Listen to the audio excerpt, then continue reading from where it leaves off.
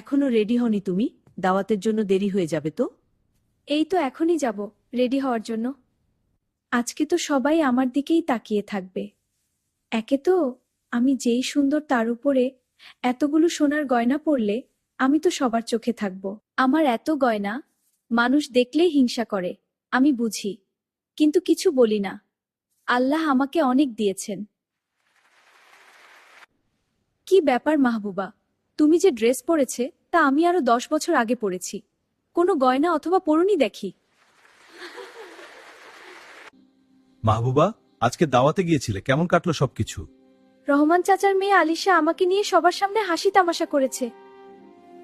সে অহংকার করে বলছিল তার অনেক গয়না, আমার মতো জামা নাকি সে 10 বছর আগেই পরেছে। কোরআনে বলা হয়েছে, সে অস্বীকার করল এবং অহংকার প্রদর্শন করল, ফলে সে কাফেরদের অন্তর্ভুক্ত হয়ে গেল। আরও একটি আয়াতে বলা হয়েছে, নিশ্চয়ই আল্লাহ কোনো দাম্ভিক অহংকারীকে পছন্দ করেন না।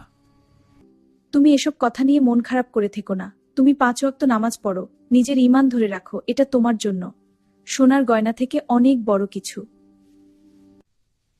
কেউ কবরে সোনার গয়না, দামি জামা নিয়ে যাবে না, নিয়ে যাবে খাঁটি আমল, নামাজ, রোজা আর ঈমান। তুমি সেটা ধরে রাখো। মাহবুবা, তুমি এখানে?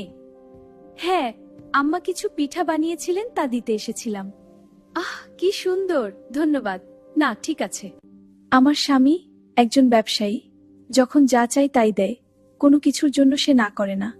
আমার সাথে কখনো কোনো বিষয় নিয়ে রাগ করে না। তুমি পরকিয়া করো আর আমি কিছু বললেই দোষ। সোনা গয়না সবই তো করে দিয়েছি, সবকিছুতে নাক গলাও কেন? এখন তুমি একজন বিসিএস ক্যাডার, কিন্তু সব সময় নিজের ইনকাম হালাল রাখবে, বিনা অহংকারে চলবে, আন্তরিক থাকবে।